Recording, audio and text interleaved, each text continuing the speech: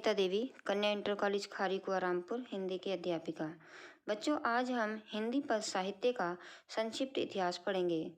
हिंदी साहित्य को 4 भागों में बांटा गया है: आदिकाल, भक्तिकाल, रीतिकाल और आधुनिक काल। सबसे पहले हम आदिकाल के विषय में संक्षिप्त में पढ़ेंगे।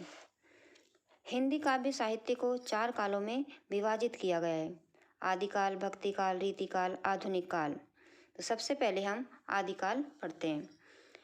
हिंदी के प्रसिद्ध आलोचक और इतिहासकार आचार्य रामचंद्र शुक्ल ने आदिकाल का समय 993 ईस्वी से 1318 ईस्वी तक माना है और उसे वीर गाथा काल की संज्ञा दी थी, क्योंकि वे मानते हैं कि इस काल में वीर गाथाओं की रचना की प्रवृत्ति थी, अर्थात काव्य वीर रस में अधिक रचा गया। श्रृंगारिक तथा वीरता की प्रवृत्तियों का ही विकसित रूप इस समय में मिलता है।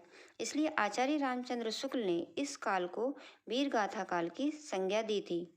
आदिकाल वीर गाथा काल का समय सन 769 से सन 1343 ईस्वी तक माना जाता है। आचार्य रामचंद्र शुक्ल ने आदिकाल की समाप्ति सन 1318 में मानी है, परंतु विद्यापति को भी आदिकाल में सम्मिलित किया जाए तो इसकी अंतिम सीमा सन 1418 ईस्वी तक मानी जाती है। राजनीति की दृष्टि से यह काल अत्यधिक कलह और संघर्ष का युग था। यदि आदिकाल के संपूर्ण हिंदी साहित्य को आक्रमणों और युद्धों से प्रभावित कहा जाए तो अतिशयोक्ति न होगी। जनता शासन तथा धर्म दोनों से ही निराश होती जा रही थी। युद्धों के समय जनता बहुत परेशान थी। समाज के उच्च वर्ग में विलासिता की अधिकता थी। निर्धन वर्ग श्रमिक बनकर रह गया था। जनता युद्ध और महामारियों का निरंतर शिकार हो रही थी। हिंदी के कवियों को जनता की स्थिति के अनुसार ही काव्य रचना की कल्पना करनी पड़ी, अर्थात उस समय कवि अपनी कविताओं में जनता की स्थिति का ही वर्णन करते थे। आदिकाल में साहित्य की प्रमुख 3 धाराएं थीं। पहली प्रथम धारा संस्कृत साहित्य की थी, जिसमें संस्कृत साहित्य लिखा गया। दूसरी द्वितीय धारा प्राकृतिक एवं अपभ्रंश थी। तीसरी तृतीय धारा हिंदी भाषा में लिखा जाने वाला साहित्य था। आदिकाल के साहित्य को निम्न वर्गों में विभाजित किया जा सकता है। पहला है सिद्ध साहित्य, दूसरा जैन साहित्य, तीसरा नाथ साहित्य, चौथा रासो साहित्य और 5वां लौकिक साहित्य। हम इसमें एक एक का अलग अलग संक्षिप्त परिचय पढ़ेंगे। पहला है सिद्ध साहित्य। सिद्धों ने बौद्ध धर्म के वज्रयान तत्व का प्रचार करने के लिए जो साहित्य लोक भाषा में रचा वह हिंदी का सिद्ध साहित्य कहलाता है। इन सिद्धों में सरहपा, सबरपा, लुइपा, डोमिप्पा, कहप्पा एवं कुंकुरिपा हिंदी के मुख्य सिद्ध कवि हैं। सरहपा को हिंदी का प्रथम कवि माना जाता है। 84 सिद्धों में सबसे ऊंचा स्थान लुइपा सरहपा के शिष्य का है। इनकी रचनाओं में रहस्य भावना की प्रधानता है। रहस्य भावना का अर्थ होता है ईश्वर के विषय में जानने की जिज्ञासा कि वह कहाँ है, कैसा है, ईश्वर कैसा होगा। ये सब जब कवि सोचता है तो उसे रहस्य की भावना कहते हैं। प्रमुख सिद्ध साहित्य की रचनाएं। पहली है दोहा कोश। इसके रचनाकार हैं सरहपा। चर्यापद, इसके रचनाकार हैं सबरपा। अगली है डोम्बी गीतिका, योगचर्या आदि। इसके रचनाकार हैं डोम्बी बपा। दूसरा है जैन परंपरा के सर्वोत्तम कवि शंभु हैं और जैन साहित्य का सबसे अधिक लोकप्रिय रूपरास ग्रंथ है। जैन साहित्य की प्रमुख रचनाएं हैं। रचना है श्रवकाचार, रचनाकार हैं देवसेन। भरेतेश्वर बाहुबलीरास और इसके रचनाकार हैं मुनि जिन विजय। अगली है रेवेंद्र गिरिरास और इसके रचनाकार हैं विजय सेन। अगला है नाथ संप्रदाय। नाथ संप्रदाय के प्रसिद्ध कवि गोरखनाथ हैं। गोरखनाथ साहित्य के व्यवस्थापक भी माने जाते हैं। गोरखनाथ की रचनाओं का संपादन पीताम्बर दत्त और बर्थवाल ने गोरखवाणी नाम से किया है। इसमें खड़ी बोली मिश्रित राजस्थानी भाषा का प्रयोग है। अगला है रासो साहित्य। पृथ्वीराज रासो आदिकाल का श्रेष्ठ महाकाव्य है। इसके रचयिता चंद्रबरदाई हैं। इसमें पृथ्वीराज चौहान के चरित्र का वर्णन है। इसकी भाषा में ब्रज और राजधानी का मिश्रण है। दलपति विजय की रचना खुमान रासो है और नरपति नाहल्ले की रचना बीसल देव रासो है। सारंगधर हमीर रासो है और जगनिक द्वारा रचित परमाल रासो है और इसे आला खंड भी कहते हैं। परमाल रासो को ही आला खंड भी कहते हैं। और आगे है लौकिक साहित्य। इस समय के काव्यों में कुशल राय वाचक की रचना ढोला मारो रा दूहा है और खुसरो की पहेलियाँ प्रसिद्ध हैं। अमीर खुसरो खड़ी बोली के प्रथम कवि हैं। बच्चों, ये प्रश्न भी बहुत बार आता है कि खड़ी बोली के प्रथम कवि कौन हैं? तो अमीर खुसरो खड़ी बोली के प्रथम कवि हैं। श्रृंगार रस का सिद्ध वाक कवि मैथिल कोकिल कहे जाने वाले विद्यापति भी इसी समय के माने जाते हैं। अक्सर परीक्षा में ये भी पूछा जाता है कि मैथिल कोकिल किस कवि को कहा जाता है? तो विद्यापति को मैथिल कोकिल नाम से जाना जाता है। विद्यापति की रचनाएं हैं कीर्तिलता, कीर्ति पताका, गंगा वाक्यलहरी और पदावली आदि। विद्यापति तिरहुत के राजा शिव सिंह तथा कीर्ति सिंह के दरबारी कवि थे। और विद्यापति की रचनाएं जैसे कि मैंने अभी बताई हैं, एक बार और बता देती हूँ। इनकी रचना बहुत ही महत्वपूर्ण है, अक्सर परीक्षाओं में पूछी जाती हैं। तो पहली है कीर्तिलता, कीर्ति पताका, गंगा वाक्यवली, पदावली आदि।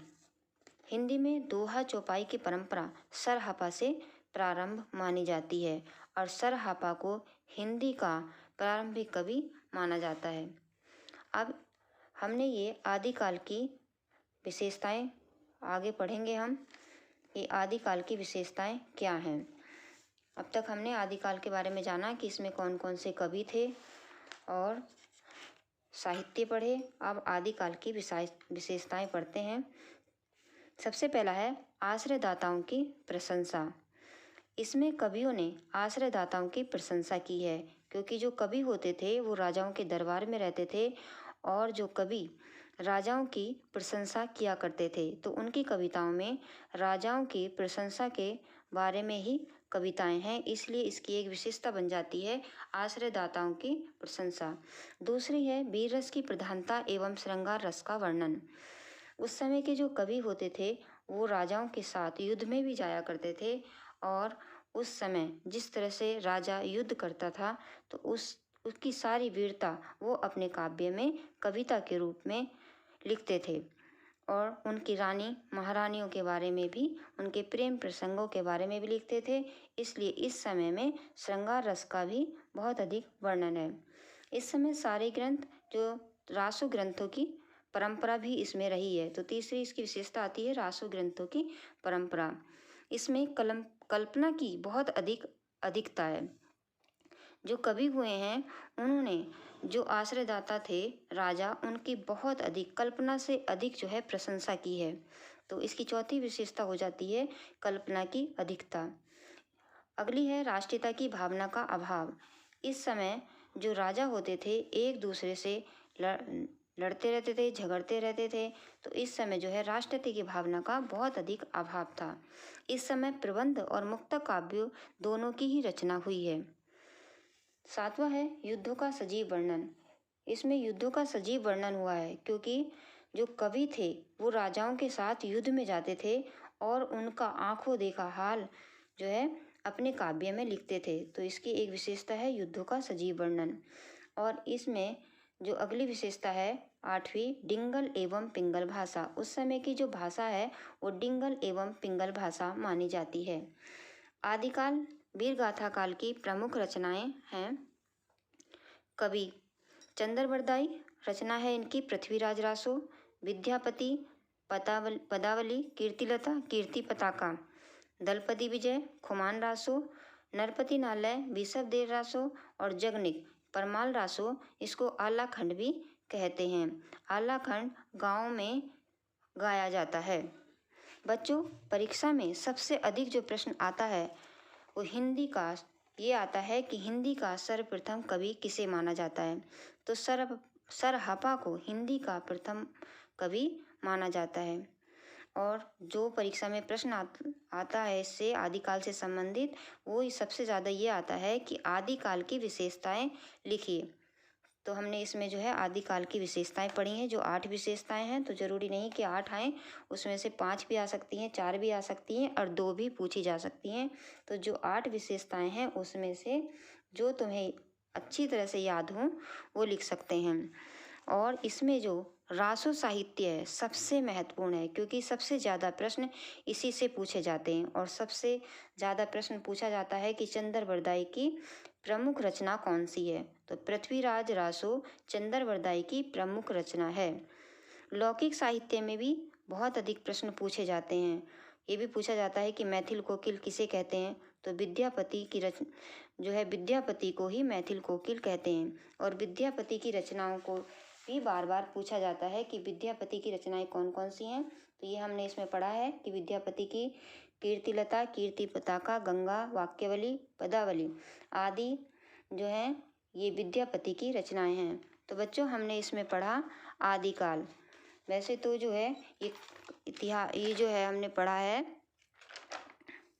हिंदी काव्य साहित्य।